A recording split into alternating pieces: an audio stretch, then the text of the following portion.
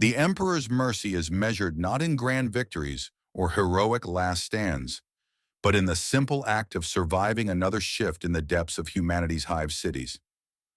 For 17 billion souls crushed beneath the weight of existence, the true horror of the 40 honest millennium isn't war's peace. I wake to the sound of prayer bells echoing through the ventilation shafts, their bronze voices carried on air, thick with incense and industrial smoke.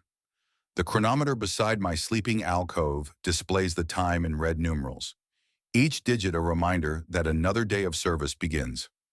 Around me, in bunks stacked 7 high to the ceiling, my fellow workers stir beneath thin blankets that smell of sweat and fear.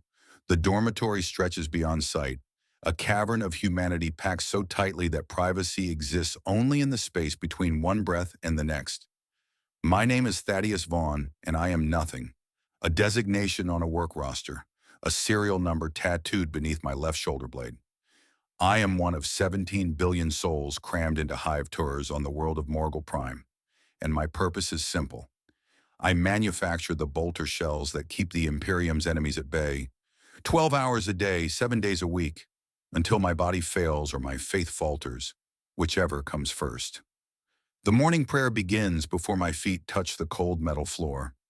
Speakers hidden in the walls crackle to life, broadcasting the voice of Subdeacon Morvis from somewhere high above in the administrative levels. His words wash over us like sacred rain, though I know them by heart after 23 years of service. Blessed are those who toil in darkness, for they bring light to the Emperor's realm. Blessed are those who sacrifice their flesh, for they strengthen his eternal will. Around me, thousands of voices join in unison, the words automatic, born from repetition rather than understanding. I mouth the syllables while my mind focuses on the day ahead. Production quoted a 77 alpha requires 3,000 shells completed and blessed by shifts. Yesterday we managed 2,847.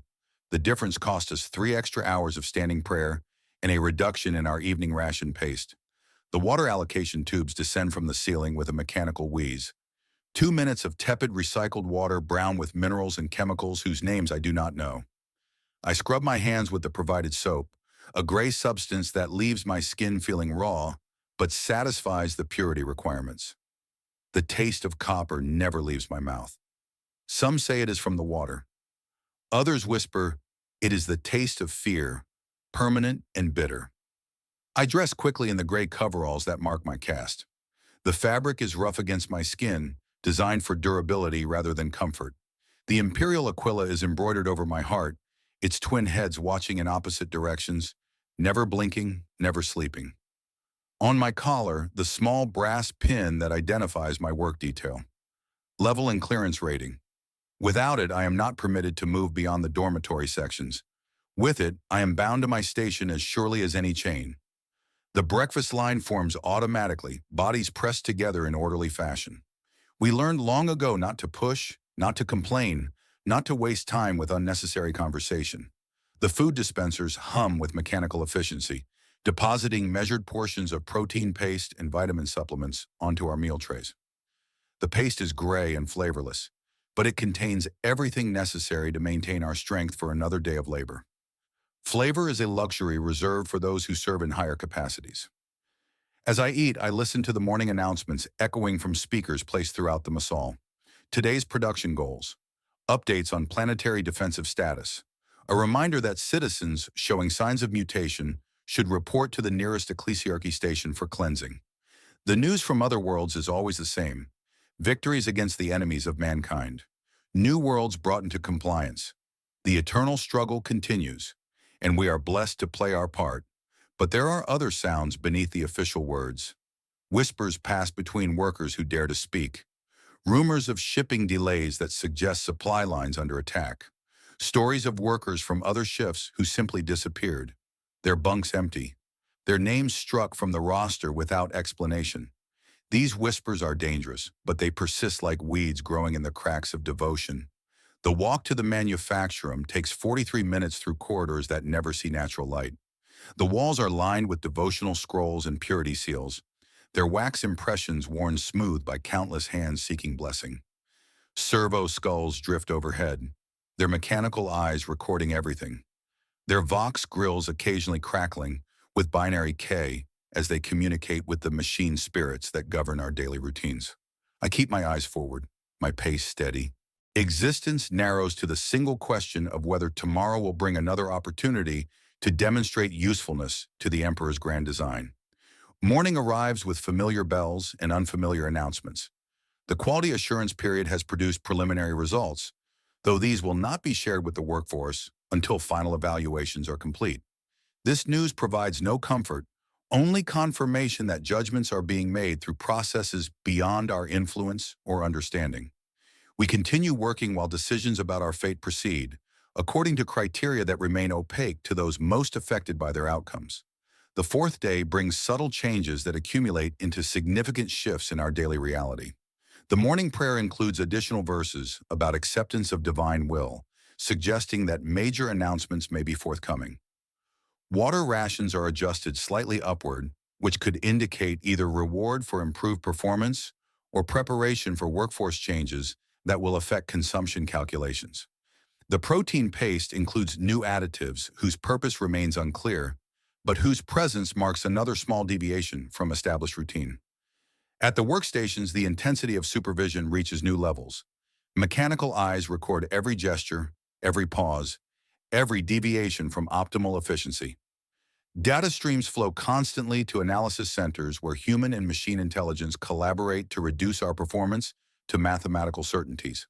The weight of this attention creates its own form of pressure, transforming simple tasks into acts of desperate precision. New tools appear at selected workstations, precision instruments that enable more accurate manufacturing while requiring higher levels of skill to operate effectively. These could be rewards for superior performance or challenges designed to identify those incapable of adapting to increased demands. The ambiguity is intentional, forcing us to treat every change as both opportunity and threat, every improvement as potential trap. During the midday break, word spreads about developments in other sections of the manufacturing. Production line 77 Alpha has completed their quality assurance period with positive results, earning commendations and minor increases in rations. Line 77 Gamma has been restructured entirely, their workforce reassigned to alternative duties while new personnel undergo training for replacement positions. These examples provide models for what might await us, though neither outcome can be predicted or influenced through any action available to us. The afternoon shift introduces a new element of uncertainty. Representatives from the department to Munitorium arrive to conduct their own evaluation of our output, examining shells not just for technical quality, but for adherence to specifications that encompass everything from weight distribution to prayer scroll placement. Their standards operate independently of the tech priest requirements, creating overlapping but potentially contradictory criteria for acceptable performance. This development transforms an already complex situation into something approaching impossible. We must satisfy multiple evaluation systems simultaneously, each with its own priorities and tolerances, each capable of rendering judgment that supersedes favorable results from other assessments. The mathematical precision required becomes superhuman, demanding perfection across multiple dimensions of performance while maintaining the spiritual dedication expected of faithful servants. As evening approaches, the first clear indication of our fate begins to emerge.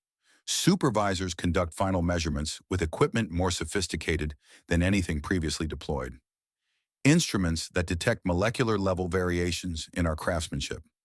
These readings are transmitted directly to data analysis centers, where final calculations proceed according to algorithms that weigh technical competence against resource efficiency, individual performance against collective output. The shift ends without announcement of results, but the silence itself carries meaning. Decisions have been made, judgments rendered, fates determined. Tomorrow will bring either vindication or consequence, reward or punishment, continued service or alternative contribution. The night passes slowly for those aware that it might be their last in current circumstances. The final hours of existence as designated servants in this particular capacity. Dreams and waking thoughts blend into continuous streams of anticipation and dread.